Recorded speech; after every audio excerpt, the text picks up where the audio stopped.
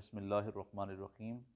मुअज़्ज़ज़ और मोहतरम हाज़रीन व सामीन, नाज़रीन, आज हम आपको एक अहम मसले की तरफ रहनुमाई करना चाहते हैं, तयम्मुम के बारे में। अगर वुज़ू नहीं कर सकते और जो शरई तौर पर तयम्मुम करने का तरीका बताया गया है और तयम्मुम की ज़रूरत को बयान किया गया है कि तयम्मुम कब करना चाहिए, जब वो सूरत हाल दरपेश हो जाए तो हमें तयम्मुम करना है। तयम्मुम के बारे में इसका तरीका मुकम्मल तौर पर हम आपको बताते हैं, किस चीज़ से तयम्मुम करना चाहिए, कैसे करना चाहिए, तरीक़ाकार क्या होना चाहिए। क्योंकि तयम्मुम भी तहारत के अंदर एक अहम हैसियत रखता है कि जब इंसान वुज़ू नहीं कर सकता, मिसाल के तौर पर इंसान को ऐसी बीमारी लायक है और वो पानी का इस्तेमाल करेगा, एक माहिर डॉक्टर ने उसको तजवीज़ किया है कि तू पानी का इस्तेमाल करेगा तेरी बीमारी बढ़ जाएगी या जान जाने का ख़तरा है, तो उस सूरत में आप तयम्मुम कर सकते हैं। या पानी 1 मील चारों तरफ, एक मील तक अगर पानी दस्तयाब नहीं है तो उस सूरत में भी आपको तयम्मुम करने की शरीयत ने इजाज़त दी है। या आप सफ़र पर हैं और वहाँ पर कहीं पर पानी आपको नज़र नहीं आता, पानी नहीं है, तलाश करने के बावजूद, तहरी के बावजूद आपको पानी नहीं मिलता, तो उस सूरत में भी आपको शरीयत ने इजाज़त दी है कि आप तयम्मुम करके नमाज अदा कर सकते हैं। या इस तरह एक और मसला है कि जब ईदैन का मौका है या जनाज़ा का मौका है और जनाजे के मौका पर आप जाते हैं या ईदैन पर आते हैं, तो उस वक्त टाइम इतना थोड़ा है कि आप वज़ू करेंगे तो नमाज़ों के जाने का ख़तरा है, ख़दशा है, ईदैन की नमाज़ें चली जाएंगी, जनाजा की नमाज़ चली जाएगी। उस सूरत में भी आपको तयम्मुम करने की शरीयत ने इजाज़त दी है कि आप तयम्मुम करके ईदैन की नमाज़ पढ़ लें और नमाज जनाजा अदा कर लें। अब आते हैं हम इसके तरीक़ाकार की तरफ, कैसे हमने तयम्मुम करना है। सबसे पहले ये बात याद रखें, तयम्मुम करना ये ज़मीन या ज़मीन की जिन्स में जो चीज़ हो उस पर तयम्मुम किया जा सकता है। जो चीज़ ज़मीन की जिन्स में से नहीं है उससे आप तयम्मुम नहीं कर सकते। ज़मीन की जिन्स से मुराद ये है कि हर वो चीज़ जिसको उलमा ने, फ़ुक़हा ने लिखा है कि जिसको आग ना पिघला सके, ना नरम कर सके, ना जलाकर राख कर सके, उस चीज़ से आप तयम्मुम कर सकते हैं।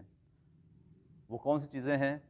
मट्टी के साथ आप तयम्मुम कर सकते हैं, रेत पर कर सकते हैं, पत्थर पर कर सकते हैं, ईंट पर कर सकते हैं, और संगे मरमर, जहाँ हम बैठे हुए हैं संगे मरमर लगा हुआ है, संगे मरमर पर भी आप तयम्मुम कर सकते हैं, क्योंकि ये ज़मीन की जिन्स में से है। ऐसे ही चूना है, उस पर आप तयम्मुम कर सकते हैं। लेकिन लकड़ी, घास, कोयला, सोना, चांदी, ये चीज़ें भी ज़मीन की जिन्स में से हैं। लेकिन जो फ़ुक़हा ने तारीफ़ की है कि हर उस चीज़ पर तयम्मुम हो सकता है कि जिसको आग ना जला सके, ना ही जिसको आग पिघला सके, और ना ही जिसको आग जलाकर राख कर सके, तो उनमें से तयम्मुम करना उन पर जायज़ नहीं है। तो ये चीज़ें पत्थर है, ईंट है, जो रेत है, इन पर आप तयम्मुम कर सकते हैं। ईंटें बनी होती हैं उन पर कर सकते हैं। हाँ, एक बात और याद रखें, अगर कोई गद्दा है या चटाई है, उसके ऊपर इतनी गर्द पड़ी हुई है, खाक पड़ी हुई है, उस पर अगर आप हाथ मारेंगे तो आपके निशान हाथों के उस पर लगेंगे, तो उससे भी आप तयम्मुम कर सकते हैं। वैसे नहीं कर सकते। शीशा है, उस पर खाक जमी हुई है, गर्द पड़ी हुई है, आप हाथ लगाएं तो आपके हाथ पर खाक आती है, गर्द आती है, तो उस सूरत में भी आप उससे तयम्मुम कर सकते हैं, अदरवाइज़ आप नहीं कर सकते। अब आते हैं हम इसके प्रैक्टिकल की तरफ। आप जैसे बैठ सकते हैं, दुजानू होकर बैठें तब भी हो सकता है, या चौकड़ी मार कर बैठें तब भी हो सकता है। हम दोजानू होकर बैठते हैं आसानी के साथ, ताकि हम ये काम कर सकें। तयम्मुम के अंदर 3 फ़र्ज़ हैं जिनका ख्याल करना ज़रूरी है। एक तो नीयत, हमने वज़ू की नीयत, गुस्ल की नीयत, कोई इबादत हमने करनी है उसकी नीयत हम कर लें कि हम तयम्मुम फ़लाँ चीज़ के लिए कर रहे हैं, वज़ू के लिए, गुस्ल के लिए, पाकी हासिल करने के लिए हम तयम्मुम कर रहे हैं। तो नीयत का होना इसके अंदर ये फ़र्ज़ है। उसके बाद 2 ज़रबें लगानी हैं। एक ज़रब से हमने अपने चेहरे का मसा करना है और दूसरी ज़रब से हमें अपने बाजू का मसा करना है। तो ये 3 फ़र्ज़ हैं तयम्मुम के अंदर, एक नीयत और चेहरे का मसा और दोनों बाजू का मसा। ये तरीक़ाकार है। अब हम उसका प्रैक्टिकल करते हैं। सबसे पहले हाथों को ज़मीन पर मारना है, पत्थर है तो पत्थर पे मारना है, मट्टी है तो मट्टी पे मारना है। ऐसे हमने रख कर हाथों को थोड़ा आगे पीछे करना है। ठीक है, पत्थर पर हाथ रखा, मट्टी पर रखा, ईंट पर रखा, उसको थोड़ा आगे लेकर गए, फिर पीछे किया। इस तरह हमने करके उसके बाद हाथों को झाड़ना है।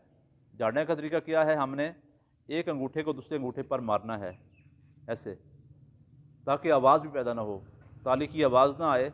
बस अंगूठे के सामने झाड़ देना है।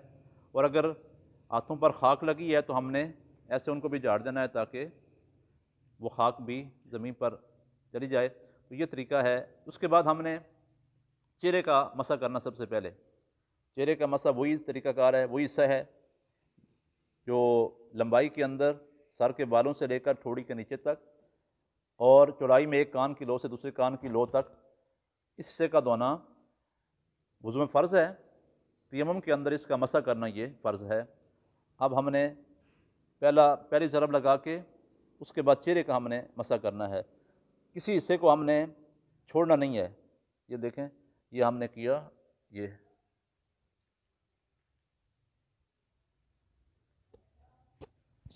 सारे, जिस तरह हम वुज़ू के अंदर कोशिश करते हैं ना कि सारे हिस्से तक पानी पहुंच जाए और सारे हिस्से पर हमारा हाथ टच हो जाएं, ऐसे ही हमने तयम्मुम के अंदर भी करना है, ताकि कोई हिस्सा हमारा रह ना जाए। ये हमने किया पहले चेहरे का। उसके बाद हमने दूसरी ज़रब ज़मीन पर मारनी है, ऐसे आगे किया, पीछे किया, ये। ठीक है जी। ये करने के बाद हमने पहले बाएं हाथ से दाएं हाथ का मसा करना है।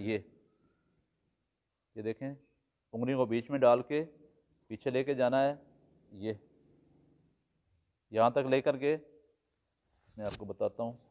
ये एक मिनट, ये हमने ऐसे पीछे लेके जाना है, ऐसे। फिर यहाँ से हमने अंदर वाली साइड से वापस लेके आना है हाथ की हथेली को, ऐसे। ये आगे लेके आए। अब ये अंगूठा है, इस अंगूठे से हमने इस अंगूठे के ऊपर मसा करना है, ये। ठीक है जी। अब उसके बाद हमने दाएं हाथ से बाएं हाथ पर ऐसे ही मसा करना है। दोबारा ज़रब नहीं लगानी, ज़रब पहले हमने लगा दी है, उसी से हमने करना है। ये पीछे लेके जाना है, फिर यहाँ से अंदर वाली साइड से वापस लेके आना है, ऐसे। ये आ गया। फिर इस अंगूठे से हमने इस अंगूठे पर मसा करना है, ये हमारा तयम्मुम मुकम्मल हो गया। अब इसमें हमने कोई पाँव का मसा नहीं करना, कोई और सर का मसा नहीं करना।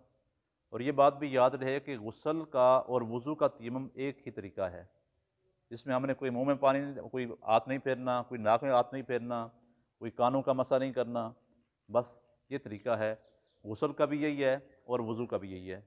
अल्लाह ताला हम सब को इसके मुताबिक अमल की तौफीक अता फरमाए।